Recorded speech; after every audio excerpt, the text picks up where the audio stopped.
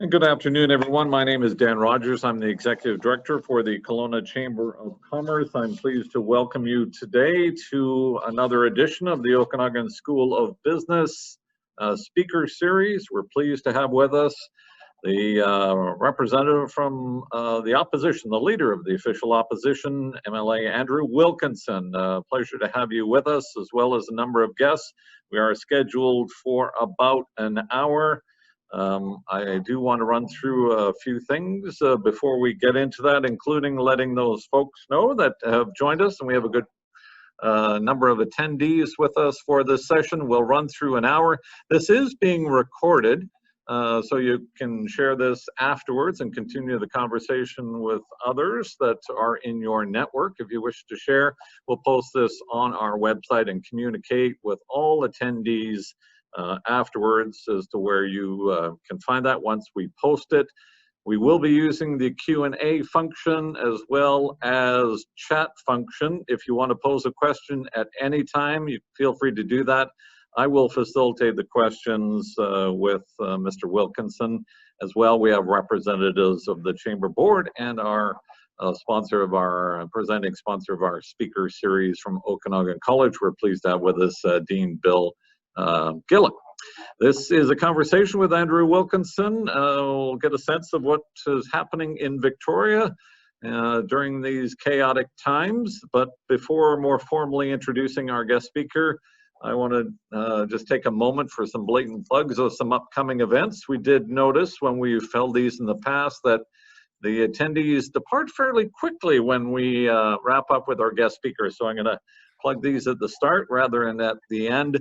We are trying to carry on with business as best as we can, as usual, and that includes recognizing excellence in our community. It'll be a little different. We won't have a major gala that draws 600 people, but we will be doing an online session for our 2020 Business and Community Excellence Awards. We're pleased to have Ferris LLP back with us as the presenting sponsor. Nominations are now open, and you've got a few weeks to get your nominations in 16 different categories. And we are out in the links. It's Slash Golf Tournament, Day of Golf, still some openings available. September 17th at the Harvest, all protocols in place. Should be a great time to be out on the golf course in September, likely a bit cooler than it currently is, so you won't have to run and find some shade while you play out on the links. And a reminder, if you ever need information about building your return to work or dealing with issues, we've set up a specific site and information under Okanagan. We got this banner. We've been working very closely with our colleagues throughout the Okanagan to provide business the resources that it needs in responding to the current challenges. Just as a bit of a primer before we hear from our guest speaker and get into the discussion, as many of you are aware, we worked with our partner at the BC Chamber to conduct the fourth Business Pulse Check province-wide. I just wanted to highlight a few of the takeaways following that survey that was completed. It's still a slow and fragile recovery thus far, and the uncertain times will continue for the foreseeable future. There is a need for a bold vision for recovery, and it's needed quickly. We saw a bit of a preference around the wage subsidy program compared to the other programs, a substantial difference, good value that's seen currently in the federal wage subsidy program, not as much in the commercial rent program, though we will say that those that are accessing that, it's helping keeping many small businesses afloat, and we had a case with that recently, just talking with a small business owner here in Kelowna. And as strong as the wage subsidy is seen, there is a real feeling in the business community that we can't take our eye off the ball to focus on how we can streamline things, cut red tape, and keep taxes as low as possible as a strategy for economic stimulus and development. I do want to thank our President Circle members. We can't do the work we do without the support of our members. We're driven by business for business. We don't receive government funding, so the resources we're doing is all funded by our loyal members. I want to thank our President Circle members in particular Interior Savings, BDO, the University of British Columbia, Okanagan, and MNP Accounting and Consulting. Also want to acknowledge our affinity partners, TD Benefits and Chamber Group Insurance Program.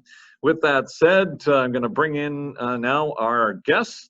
And first, I want to thank Nikki Check, past president, who's joining us. I'll get to Nikki in just a moment, but I'm going to turn things over. And thank you, Mr. Wilkinson, again, from joining us from Victoria. You're going to get the formal introduction in just a moment.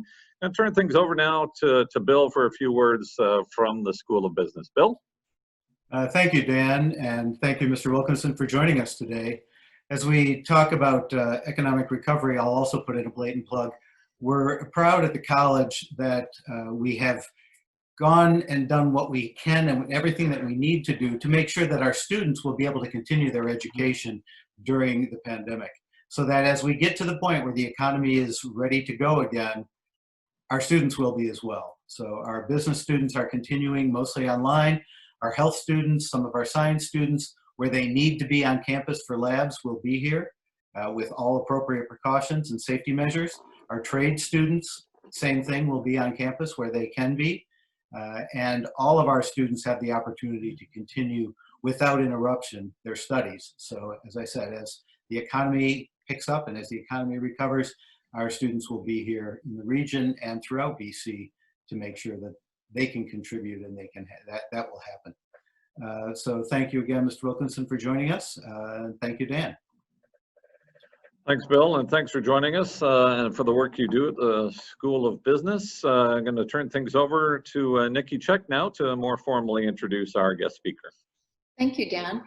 Before I introduce Andrew, I do want to recognize our local elected leaders who are joining us today. As the voice of business in Kelowna, it's great to have both a productive and a positive relationship with those who represent us in government. Today, we are fortunate to have with us Steve Thompson, MLA for Kelowna Mission, Norm Letnick, MLA for Kelowna Lake Country, and Ben Stewart, MLA for Westside Kelowna. Thank you very much for joining us today. Andrew Wilkinson, BC Liberal Leader and MLA for Vancouver, Quilchena, currently leads the largest Opposition Caucus in BC history, having previously served as the Attorney General and Minister of Justice, Minister of Advanced Education, and Minister of Technology, Innovation, and Citizen Services in British Columbia. Clearly, he has an array of diverse files.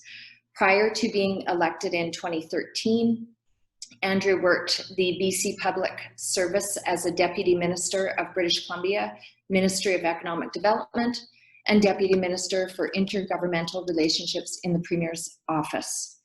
These difficult and extraordinary times call for meaningful and strategic conversations, and we do look forward to hearing Andrew's thoughts on what's next for BC and our economy during today's session.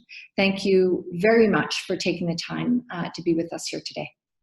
Well, thanks very much. And Nikki didn't mention that I grew up in Kamloops, and I'm still getting over the idea that Kelowna outgrew Kamloops shortly after I became a young adult. So I guess you won that race, but we won't bring that up with our representatives from Kamloops. And I want to thank Steve and Ben and Norm. They do an exemplary job, provide a very unified voice from the Central Okanagan, and have the deep respect of their peers, very effective MLAs and foreign ministers, all three.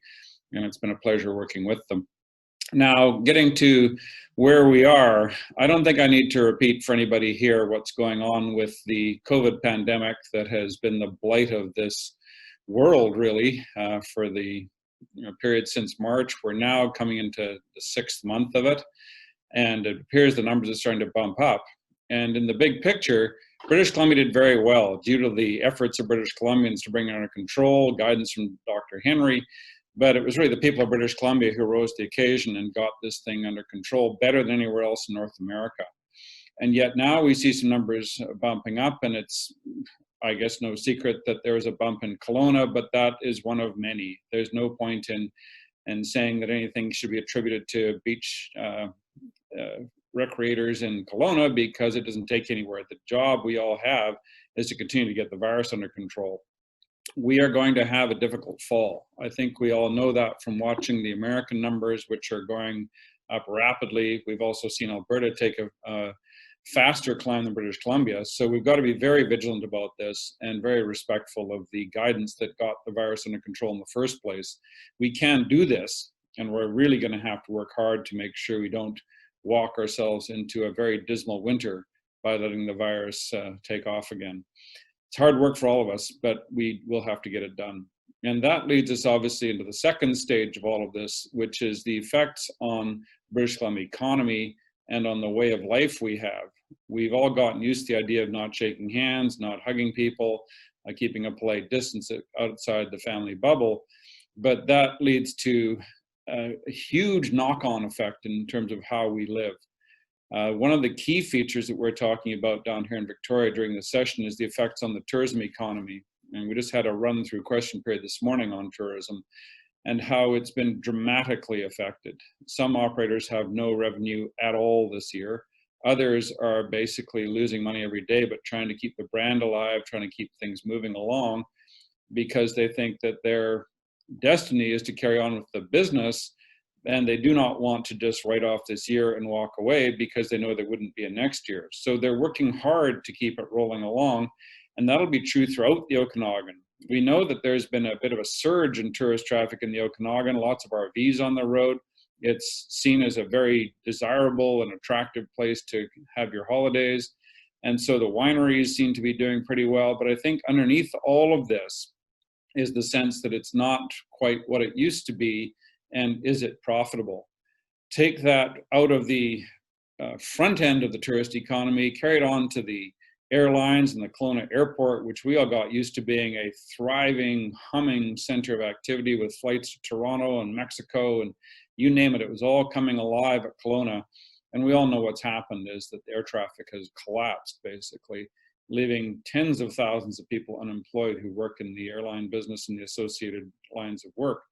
That has that whole knock-on effect through the whole economy in terms of the service industries, restaurants, even when we get into accounting and law firms and all kinds of small businesses, which seem to have very unpredictable effects. We were on a call yesterday with people to the west of you through Merritt and the Nicola Valley, and one of the observations was, well, there was a car dealer on the call, and one of his colleagues said, gee, you seem to be doing really well. The lot's empty. You've sold all your inventory. You must be doing a thriving business. And the car dealer came on and said, well, as a matter of fact, sales are down 40% because the factory's closed for 2.5 months. There's no inventory to sell. So things actually aren't going nearly as well as they appear to be. And there's a lot of that going on in our economy. The federal programs we all know about, the wage subsidy seems to be effective. I gather it's been extended now till December, and that's basically all of us counting on the benefits of the federal government, which of course is paid for by federal taxpayers, which is all of us. So that's a very indeterminate picture in terms of how long that can go on. I've heard many, many stories now about people having trouble working in bakeries, working even in grocery, finding employees because of CERB. It is marginal for a lot of workers to decide whether they're going to continue to take CERB and take the summer off or stay in the workplace. And so that becomes a big question of what happens when CERB comes off and about 8 million Canadians no longer have a way to pay for the groceries. We can't carry on with CERB forever, and all of us know this is a problem for our society at large.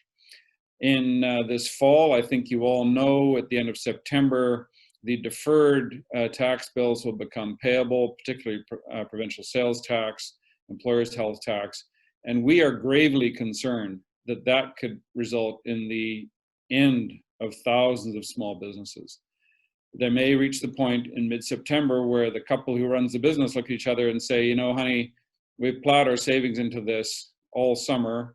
I'm not sure we're actually getting anywhere. We can't put away our retirement money into this business over Christmas. And we got a huge tax bill due on September 30th. So are we going to carry on at all? That's a very important conversation for all British Columbians to hear because it demonstrates the depth of the hit that has been taken by small business, which drives this British Columbia economy.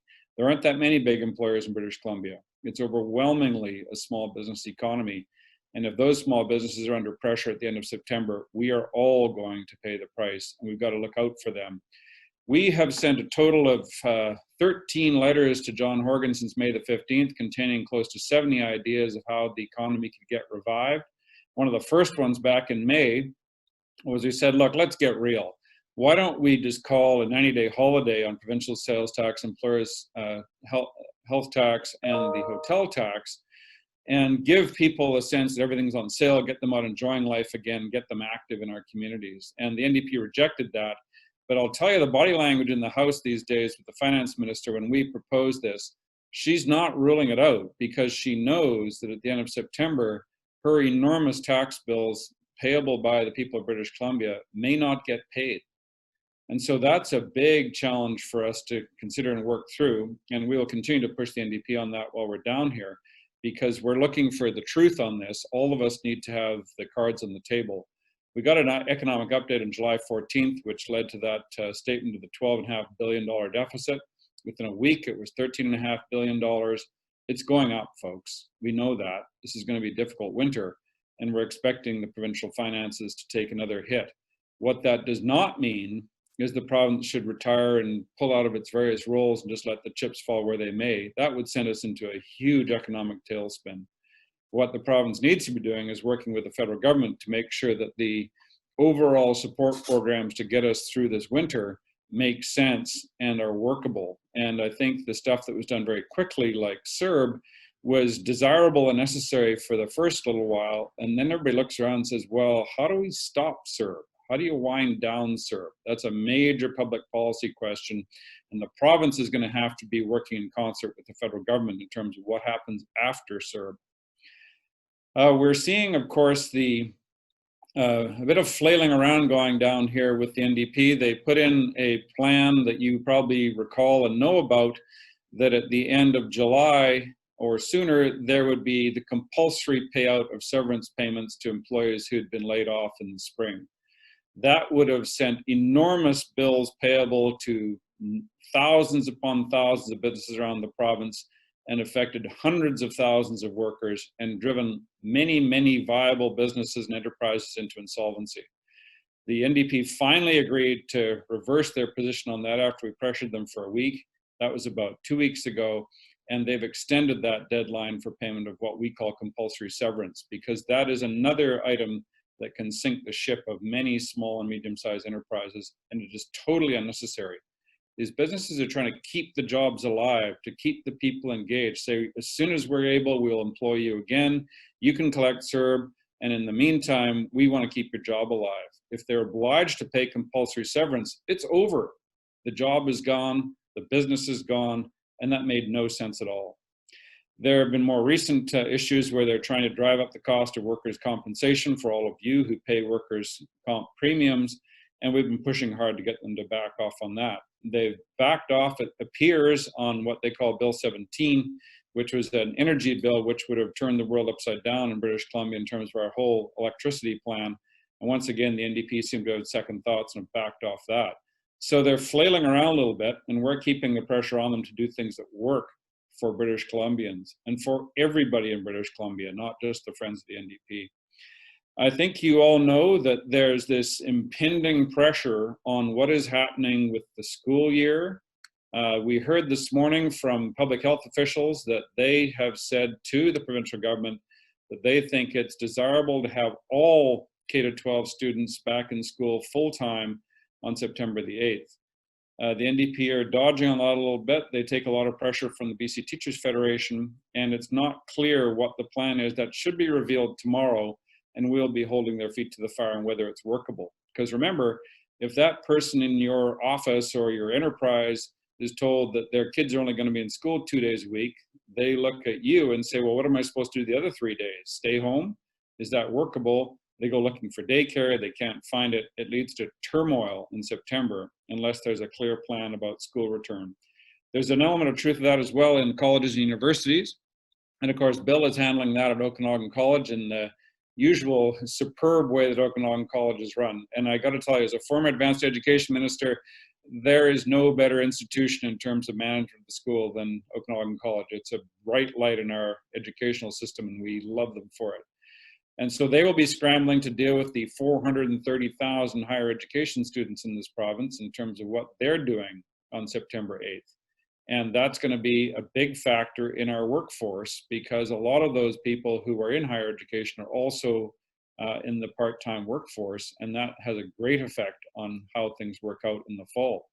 I think you all know, and my daughter certainly knows, about the $1,250 a month that students can collect right now. My daughter works at a checkout at IGA, and she keeps her earnings below $1,000 a month so she can continue to collect the student payment. But once again, that provides a structural shift in how our student population views the economy and views the workplace, and that's going to have to be sorted out. What has become clear, and we're in the middle of the legislative session right now here, the budget bill is passing third reading today, and we'll be back in the week of September 10th to 14th to finish up with what we call Premier's estimates, which is where I ask him anything I want to. Your thoughts are welcome in that regard.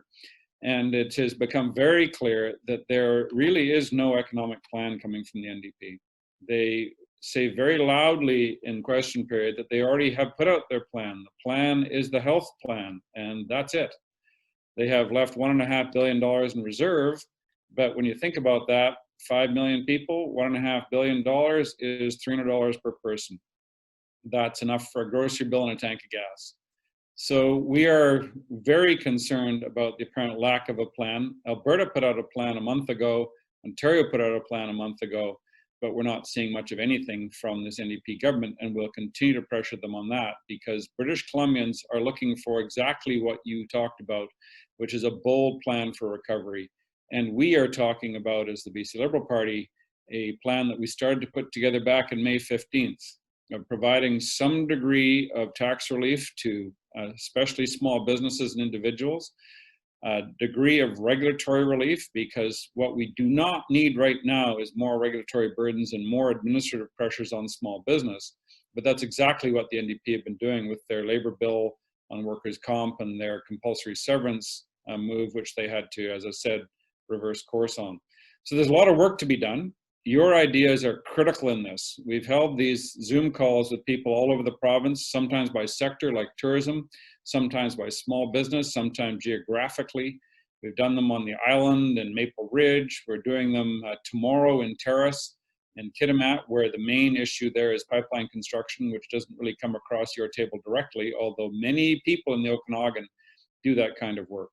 So your ideas are welcome. I welcome the question and answer, and I've probably done more than enough talking here. So Dan, let's get to the questions and answers so that I can be taught a few things about what's really going on in the Okanagan. Well, thanks. And Nikki, I think, and Bill Gillett's going to rejoin us here. So thanks to your opening comments.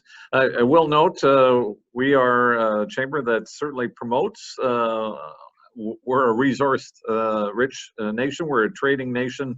We have lots of people in the Okanagan benefiting from natural resources and extraction, mining, forestry, and it's quite often a subject of discussion here. So we are opening up for questions. So those that have joined us, the attendees, please feel free to use the Q&A function.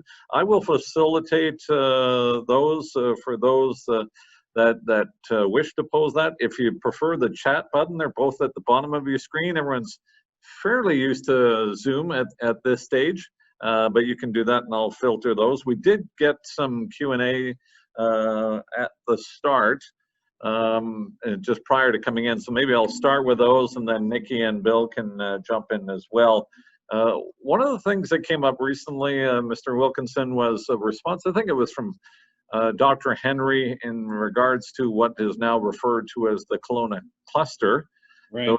Though, as we've reminded, it's more important how people behave than the license plate on their vehicle.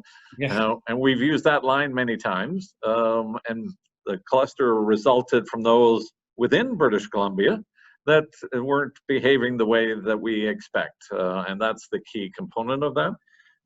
So Dr. Bonnie Henry said she was then going to reconsider a potential region by region approach. And I'm curious, from your perspective, I know early on we had suggested through our MLAs, and I think they took it forward, where rate of transmission in the province was less, could you consider a region-by-region approach by the different health authorities. So your perspective on that? It's interesting now.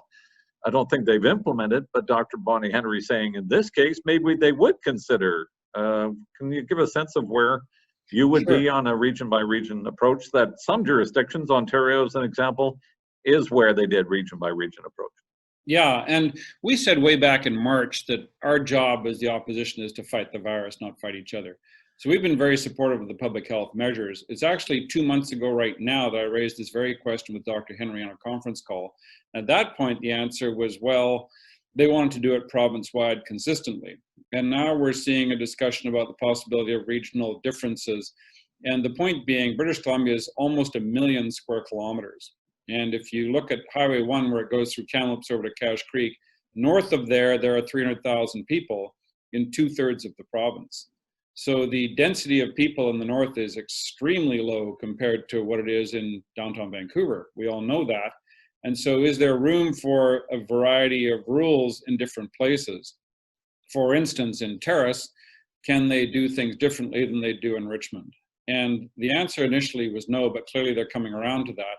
You may recall that in Alberta, they had different rules for Calgary and Brooks than they did for the rest of the province in the early stages to get things under control in Calgary and Brooks. The same thing was true in Quebec, where Montreal had different rules from the rest of the province. And Quebec is actually quite a lot larger than British Columbian area.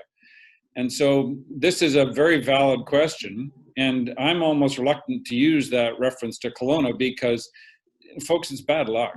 I mean, these things happen anywhere. Lightning struck, and unfortunately the bug caught on with some folks who happen to be in Kelowna. So let's not get into self-blame or self-assessment here. It's a matter of how do we get this bug under control everywhere in the province. There appear to be opportunities for differences by region, because what we cannot do is all go to the most restrictive structure of control. I think you know about 10 days ago, California shut down every restaurant, bar, nightclub, and public venue in the entire state of 38 million people. And that's the broad brush approach, which can be ruinous to the economy and perhaps unnecessarily. So I was actually pleased to hear this morning the Vancouver Coastal Public Health Officer was saying, look, their goal is to have all the kids back in school in K-12 on September the 8th. 5 days a week, because the risk to kids in the classroom is low because it's not a youth-oriented disorder. You know, I'm a former doctor, and so I can tell you all about Kawasaki syndrome and the rare occurrences in children. But generally, kids are pretty safe from this bug. And her point was, as the public health officer for 2 million people in Vancouver Coastal, there's a huge cost to be paid for continued social isolation, especially of children, and keeping their parents out of productive work or tied down dealing with in a 800 square foot apartment with one of the couple unemployed and 2 kids going around tearing the place apart. That's not good for your health either. So there's a very fine balance that has to be found, and it's going to be incremental, but there is room to expand our circles, and we'll be asking Dr. Henry about that. So I'm just going to yield to Nikki and Bill just to said I've got a bunch of questions, so I certainly can fill, but feel free to unmute and jump in at any time. And I think it's interesting perspectives between Nikki as one of the leads and principals in one of the fastest growing small businesses in British Columbia. It's been recognized, and she can comment on the impact of some of the programs. And Bill's perspective now as Dean of the School of Business with roots in the United States, and we are flooded every day with media out of the US, so some different approaches, obviously focus now on taking care of things here as the Dean of the School of Business. So feel free to jump in at any time. I do have a question with respect to license plates that came up with one of those that has posed a question. So speaking of license plates, and I'll just read through these, and please jump in if you got to those that are attending. If you have a question, we've got a good 30 minutes with Mr. Wilkinson, so we're pleased that you've allocated this time with us. Speaking of license plates, it's getting more and more expensive to keep my car insurance. Like many, I depend on my car to get back and forth safely to my place of employment. When will we see more insurance companies compete and finally end the ICBC monopoly. And I'll lead that with, I've got a neighbor who's a British Columbian that still registers his license plate and insurance in Alberta because he knows it's cheaper over there. So some thoughts about other business, and ICBC certainly getting a fair bit of attention. Mr. Wilkinson? For sure. And of course, the COVID phenomenon has kind of crushed the conversation about a whole bunch of other issues. And let's not forget, it was a year ago right now that we got those stories out on the news. And the best one that I came across, or worst, I suppose, was out of Cranbrook, where a single mother and her 20-year-old daughter had bought a car for $1,000 so the daughter could go to College of the Rockies, which is outside the town, and keep 2 part-time jobs to keep it all rolling along. Their life was falling into place until her motor vehicle insurance went from $1,200 to $5,600. And goodbye car, goodbye insurance, goodbye college, back to part-time jobs to try and keep life together. And you know, you hear that kind of story and it just makes your heart break, because this is someone who is going to, through higher education at the local college, was going to break out of the way of life that she had found herself in. Her mother had invested everything she had in this, and along comes ICBC and wrecks their life plan. So this is wrong, folks. And what we've seen since then is the NDP, in an act of some desperation, have rammed through their no-fault insurance. That comes into play about a year from now. And in the meantime, we keep paying more and more and more to keep the ICBC monster going. It's been 47 years now of a state-run monopoly, and we've been saying for 3 years now, it doesn't work, folks. And what the NDP have done is made it even bigger and more cumbersome, so that if you have a significant injury, you're going to be dealing with them for the rest of your life every 2 weeks. And so rather than focus on these magic state-run solutions, we've been saying, you deserve a choice. It happens elsewhere. They've got a combination of no fault and the regular insurance in Saskatchewan. All around the English-speaking world, there are dozens of different models of auto insurance, and if elected, we will guarantee you a choice in auto insurance. As much as anything, I think the folks on this call will realize and know full well, having a little bit of healthy competition keeps everybody a little more honest, and it keeps the price pressure on them. It keeps them competitive in what they're offering. Right now, with the state-run monopoly, it's take it or leave it.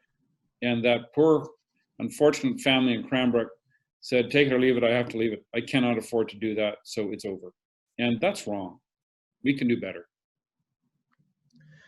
Nikki, did you have some thoughts or question with respect to some of the programs? One of the things I think we even had this morning talking about the CERB, and we're in this situation where, and Nikki, you can expand, you likely know better than I, of trying to get some employees back to work and some of the small businesses.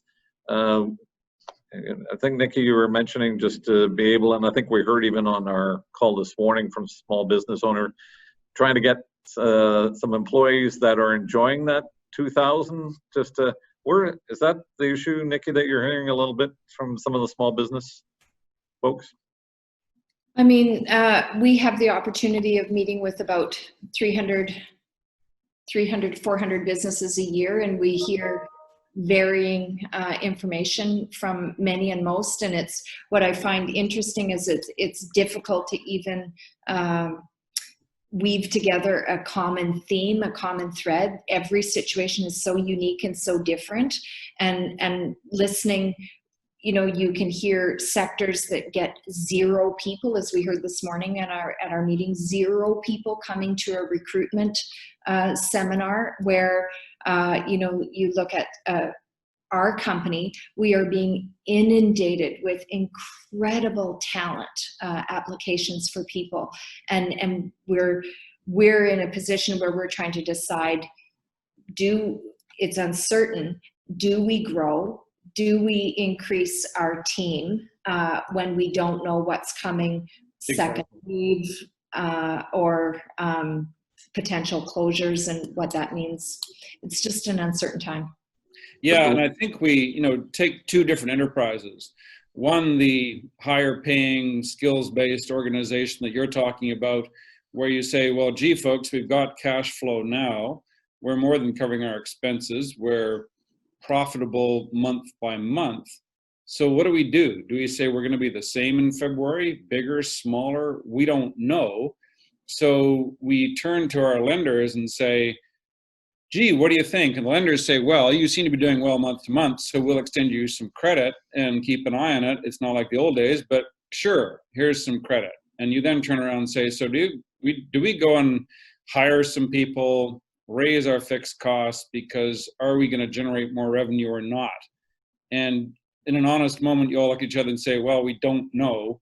And so the question is, do we take a flyer on this? You don't want to say take a gamble, because that implies excessive risk, but you're taking on risk by moving out and expanding and taking on more things.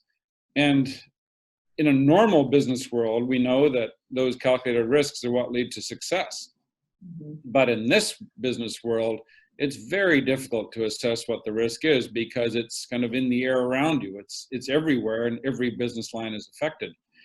The second example I'll refer to is one from a call with the vineyard and farming crowd, mostly in the South Okanagan last week. And one of them said, look, he's got 100 acres near Oliver, which are wine grapes, and that's okay. That was a traditional business. Acquired 700 acres in the Similkameen. That requires 1,000 workers to put it all together properly and do what he needed to do with it. And he has 8. So he's into the ultimate fixed cost scenario of paying the servicing cost to keep that land in his hands and his claim to the title in the Similkameen, but he can't make any money off it. And so it becomes a net liability rather than asset he's required. And that's just brutal when you think about it. And we've heard about the traditional Quebec-based fruit pickers have shown up in reasonable numbers. The ones coming from other countries have not been showing up in great numbers, and there are various complications with the temporary foreign workers coming in. That seems to be working okay, but the costs have gone up because the employer has to provide for them to be quarantined for 2 months on full pay, 2 weeks rather, which drives up the fixed costs. And so we've heard from the blueberry folks in the Lower Mainland, the cherry folks in the South Okanagan, the apple folks saying doesn't matter what the weather is, it doesn't matter what the market's like, this is a bad year by definition. Even if they could be air freighting those beautiful uniform colored cherries to China and Japan and making serious money off them, they can't get them off the trees and they can't get them to the processors. So this is a very, very stressful time for Okanagan agriculture, because everything looks to be great. Look behind Nikki. It's a beautiful day. The growing season's going well. There's a bit of rain, and that's the sort of thing the farmers normally deal with. But when you don't know what your costs are going to be, you don't know if you can deliver the product, and you don't know what the market's going to be like, the risk profile goes way up. And so our hearts have to go out to those folks. And like tourism, it's a very seasonal business. In agriculture, you make your money from, if you're in strawberries, it's in June, and cherries in July, in apples, it's September. These are very narrow windows to make your annual revenue. And so if you miss a cycle, are you going to carry on? Do you go back to your lenders and ask for a special deal? What's the role of government? Because we have to have these businesses viable in 2021. It's just not acceptable in our society to say, oh, a whole bunch of people got written off in 2020 and that's too bad, even though they would have been viable. And Bill will have had that experience of telling students that some businesses were on the edge of viability already, and this will kick them into the ditch and they won't be able to survive. What we cannot have happen is wholesale destruction of viable businesses because of a transient phenomenon. That's where the role of government comes in to make sure they can tide through the winter.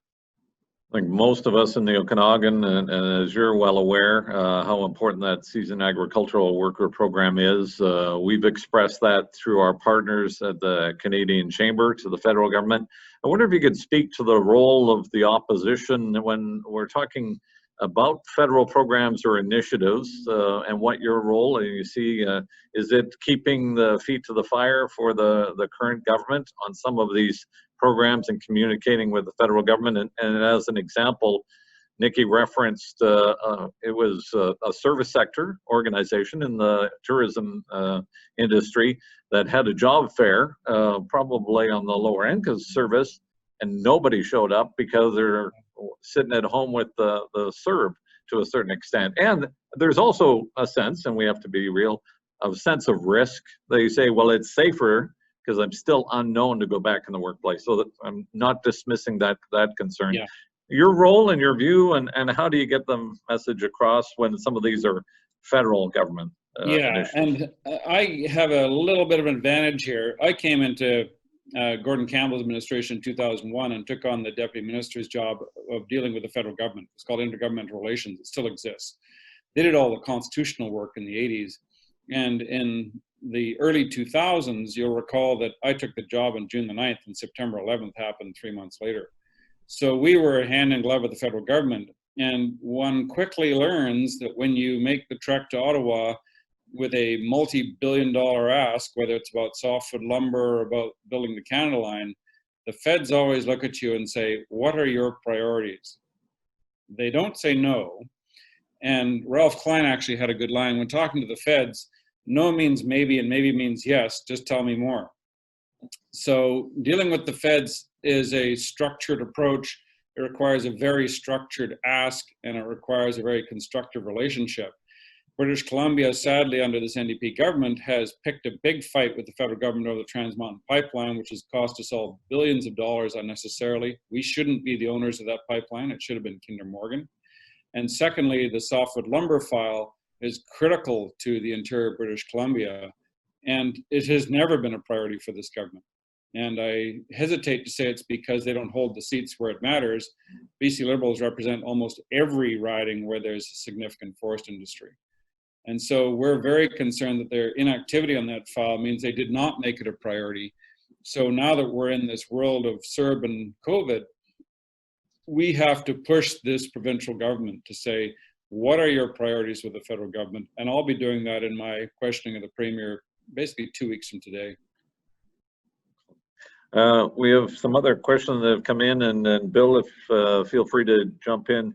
One of the questions we had, I think recently, the Premier, I don't know whether he said it's not on the table or on the table, of a potential for a safe election.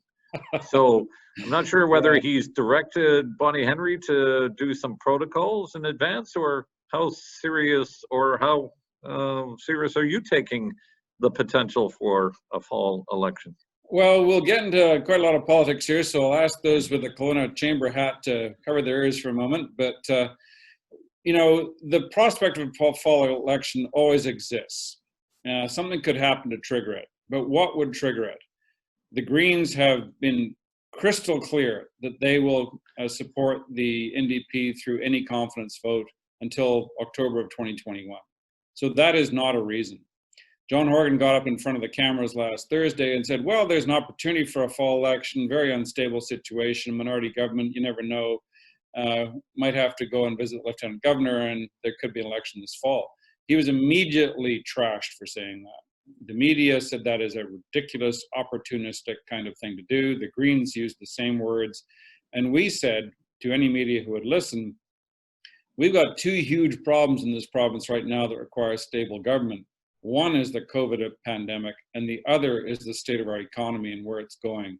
And to suggest that this would be a good time for instability and an election this fall in the midst of that, while the numbers are ticking up on the COVID count and could explode, is just irresponsible. So we have said to anyone who will listen, it would be an exceptionally selfish move on the part of the NDP to try and take advantage of his current high approval ratings and call a fall election. The counterpoint to that is when people are asked in polls their preference between the parties, it's actually a pretty tight race right now. So our premise is, don't gamble with people's health. Don't put people in lineups at polling stations. Don't mess around with this virus because it kills people. And do not call a fall election. But we never know. You know, the NDP have their own plans. In terms of preparations, it's going exceptionally well for us. We have some stellar candidates coming forward. I just met with a woman who's been nominated in Oak Bay Gordon Head, Roxanne Helm, who's a very senior lawyer in Victoria here, very well respected. And we expect she will be the next MLA in Oak Bay Gordon Head. We'll be working hard to make that happen. I think you know that Steve Thompson has announced that he's not running again, and there'll be a full-on race for his seat in Kelowna Mission, because it's one of the strongest seats in the province and has been very strongly represented by Steve for many years.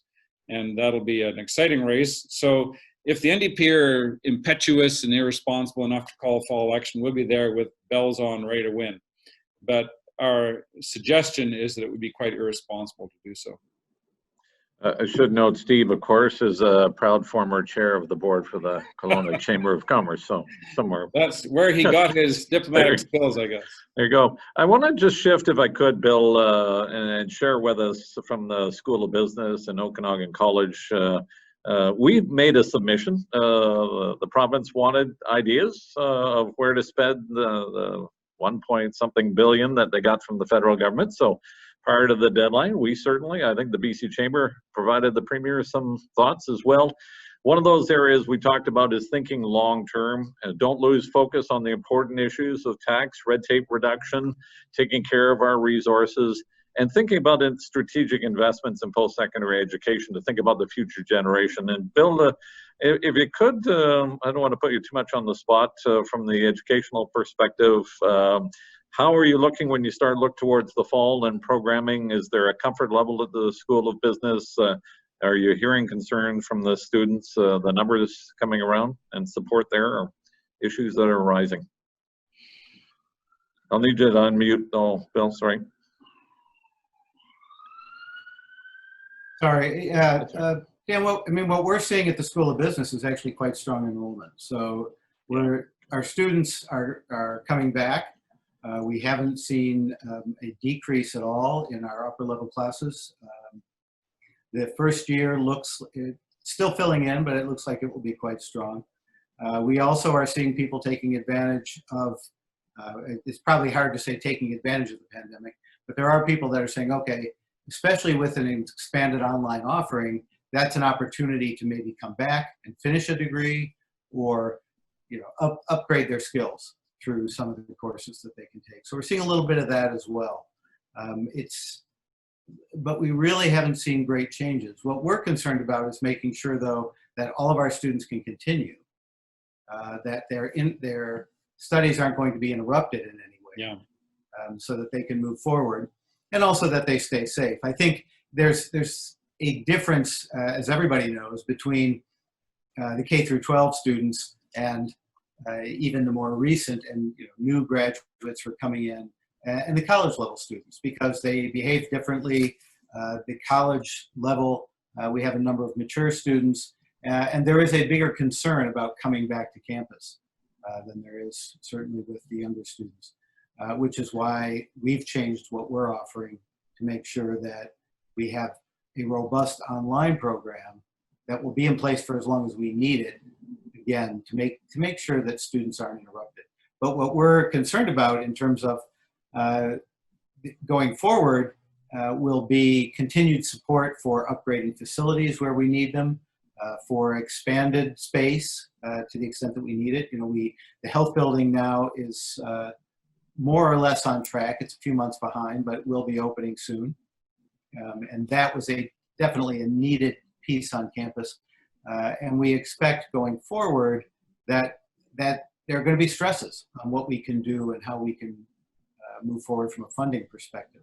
Not so much for the students themselves, because there has been great attention paid to them, but will we be able to continue to upgrade and maintain the facilities that we need to provide the healthcare workers, to provide the business students, to provide the workforce that the region will need going forward.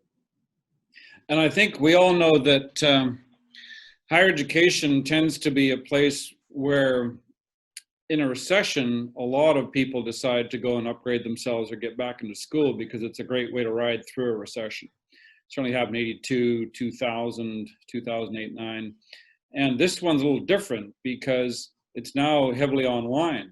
So the student, like my daughter, is left saying, well, do I do a term online? She actually lost her first term this year because she was on an exchange program that started late and everything fell apart. So she got her tuition refunded and took a summer course to keep on track to graduate a year from now. But she's saying, well, the workplace is a little messy this fall and so is school, so which do I choose? But let's remember, she's in 4th year. Imagine the student going into 1st year feeling like they've been robbed of their high school graduation, won't have the full college or university orientation year, and also the newly graduated. And I think most of us have come across new graduates who are entering a kind of amorphous workplace where nobody is available to go and see and visit and say hello to and talk about the state of the economy because they know what they're going to hear. So there's a lot of young people, particularly, who are very disoriented by all this and are not sure where to turn to. And it's going to be our job as a society to make sure that they've got the confidence to say they're going to be in great shape 2 years from now. There'll be a big rebound. And we can't tell them what's going to be like 6 weeks from now, but we need to be optimistic for 6 months from now. And that's, once again, where government comes in to talk about real programs for real people. All right, we've got about 10 minutes left. I have a bunch of questions I'd like to get to, but I didn't want to interrupt. Bill, if you wanted to add something else? No, I would just agree with that. We want to make sure that, we all anticipate that the rebound will come and it will be a strong rebound, and we don't want students to have delayed their opportunity to participate in that. Yeah. And so, like I say, our focus right now, making sure everybody that is there now can continue. All right. So we do promise to wrap up close to the top of the hour, and I've said this in the past with other guest speakers. We'll treat the next ones kind of like the bullet round. So we'll try to cover as much ground as we can over the next 5-7 minutes or so.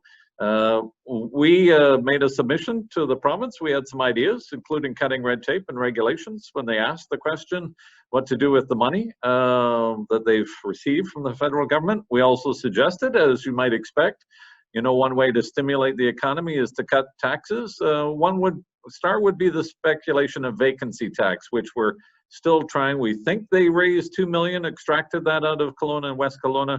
Some thoughts on speculation tax, and that is a mechanism reducing taxes and economic stimulus opportunity, and particularly in the housing sector. Yeah, this is something we've been very clear about right from the very, very beginning. The NDP introduced it. It's not a speculation tax, it's an asset tax. And it particularly hammers the people who, I lived in Alberta for 10 years, and about a third of the people living in the Okanagan used to have an Alberta license plate. They're our friends, they're our neighbors. And when they come down from Calgary, Edmonton and say, sweetie, let's look at a place in West Kelowna, we could buy it right now. We'll stay here in the summers, then we'll move in when we retire. Tell me what's wrong with that. But the NDP seem to think that that's some kind of terrible thing that needs to be taxed out of existence by slowly confiscating their assets. So we've been very clear. Get rid of the NDP speculation tax. Bring in a proper speculation tax based on flipping of paper contracts for condos before they ever get built. That would mostly be applicable in the Lower Mainland. And of course, there's no rhyme or reason for why the NDP applied the speculation tax only to certain parts of the province. And it seems to be politically motivated why they plopped it onto West Kelowna and Kelowna. So under a BC Liberal administration, that will be the end of the speculation tax applicable to Kelowna. BC tourism, we're moving through 20. We're now starting to look, well, in the Okanagan, we have other shoulder season and we also have winter. So we're blessed with all season attractions, including world-class ski resorts, a few of them fairly close. Strategy to look at tourism and the tourism economy from your perspective, looking towards 2021, but certainly looking at the remaining part of 2020. Yeah, it's a big, complicated province with lots of offerings. So let me give you two stories I've heard recently on the coast. The first was from the head of the Commercial Bear Viewing Association. The season for all of their members is a total wipeout. Everything was canceled. All the deposits have been returned. They have fixed costs. They're not sure they're going to survive. So that's the kind of thing where you look at that and say, we need to have some kind of financing arrangement over the winter because that's a totally viable industry. As soon as those people get off the jets from Frankfurt, they're into the bear viewing and it makes serious money for lots of people in British Columbia.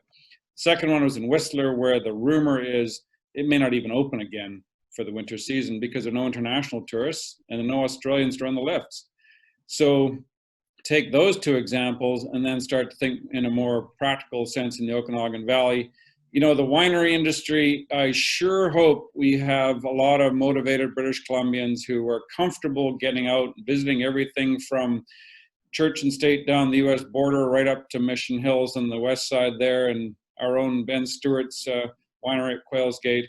We need that kind of confidence in the local economy to generate that sales volume and revenue and give people a chance to have some fun. It can be done safely, but there are going to be lots of operators who have a very difficult time. And we've been saying for about a month now, it's up to this government to come up with some kind of loan program, a financing program to tide these people through the winter. Because without it, they will get a big bill on September 30th for PST and employers' health tax. They will look at each other and say, I don't know if this is going to work. We had the worst season ever in 2020. Are we even going to open in 2021 because we can't plow our retirement savings into the business? What are we going to do? That's a question that's going to crystallize in October for thousands of tourism operators. Some are going to be just fine, and others will have the financing or the wherewithal to carry through. But these are usually thinly capitalized businesses. They're almost always seasonal, and we cannot just let them run into the ditch. Two ones to wrap up. I'll come back to the last one, which will your top 3 items that you would recommend to government and maybe submitted to government and help us through. You've got plenty of experience being involved in economic development portfolios in the past. But the one before that is the role of the opposition.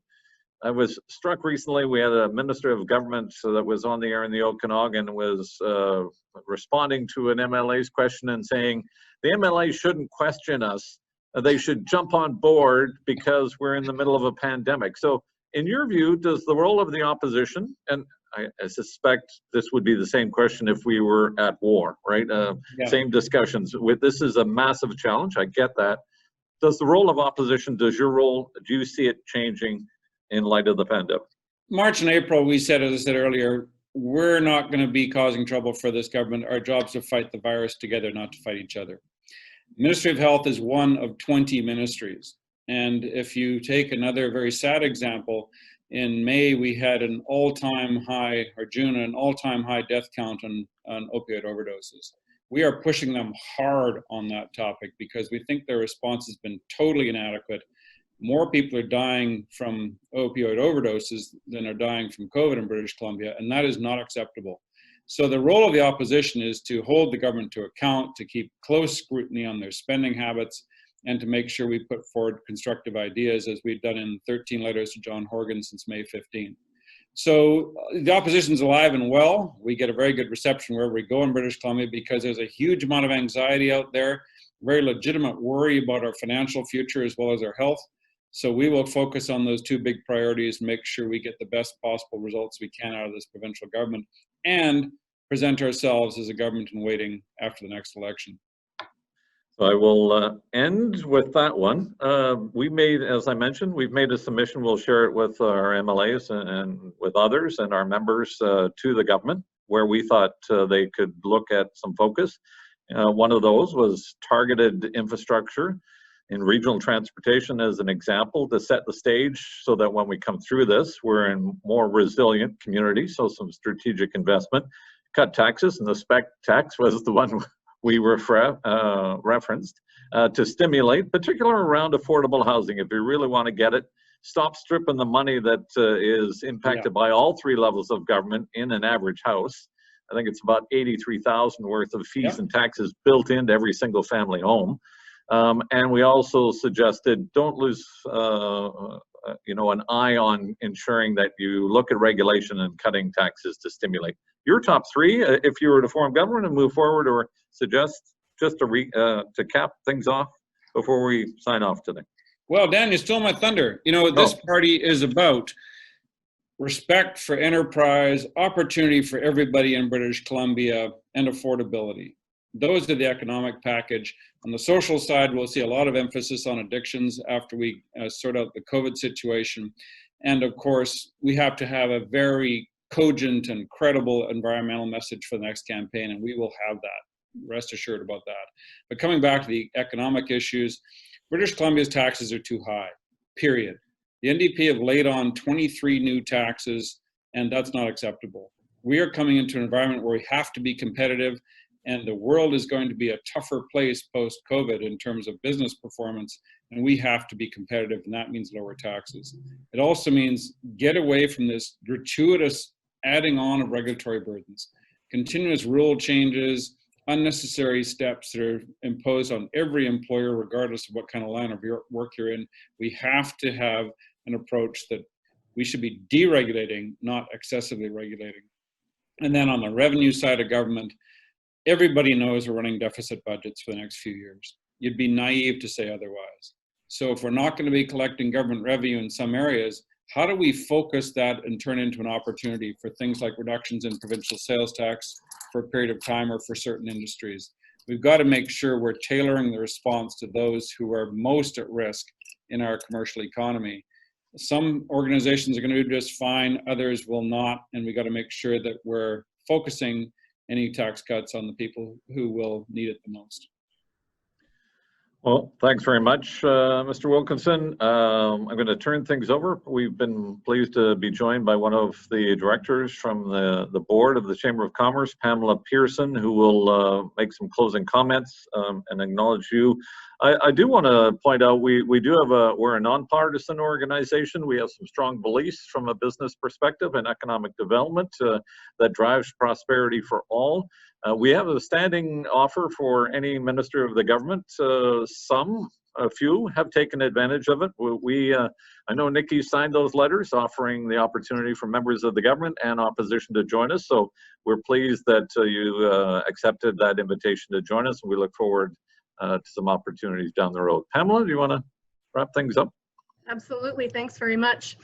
It's my pleasure to acknowledge and thank our guest speaker today. Andrew, your insights and perspectives as leader of the official opposition are extremely helpful as we try to navigate the short and long-term impacts of COVID-19. On behalf of the board and the staff, the staff of the Kelowna Chamber and all of those who've joined us today, we want to thank you for taking the time out of your busy schedule to speak with us. Some time ago, we shifted away from providing a speaker gift, not that we could physically give it to you right now anyway, but instead of that, we will be making a small donation to a local charity on your behalf. And this month's benefactor is the Kelowna Art Gallery. That's great. Thank you very much. And thank you for being such kind hosts. I got to tell you, of all of my many Zoom calls, I think you've got the best artificial backgrounds of all. And I still don't believe that Nikki's is not a fake background. Yeah, that is from her office. So I think we're going to have our next board meeting there. Mr. Wilkinson, thanks very much. Nikki, as past president, thanks for facilitating. Jeff Robinson, our current president, is off with his family. Although we noticed he put in 2 calls for meetings on behalf of the chamber from his pickup truck cab this morning from his campground. So he got away from the family for a short time. And Bill, as always, thanks to the School of Business and the work you do there in sponsoring this series. I just want to wrap things up by making a note that we will be taking August off, but we'll resume our program in September, and we are trying to convene a media panel together. Well, we will have a media panel, talk about the role of the media, and we're trying to get, some will remember Tony Parsons, who now lives in the Okanagan. We hope to have Tony on and local media representatives to talk about the role of the media, the current state of the economy from their perspective in the Okanagan. So we look forward to that. Watch for the dates coming up. And again, thanks for all those that have attended. This will be posted because it's been recorded on our website. We'll communicate that to all the attendees going forward. Mr. Wilkinson, thanks again, and wish you all of you a great long weekend. Thanks for joining us. Thank you. Let's remember, this is a great place to live. British Columbia will rise again. We'll stick together, and we can do better. Let's get it done. Thanks, everybody. Thanks. Have a great day, everyone.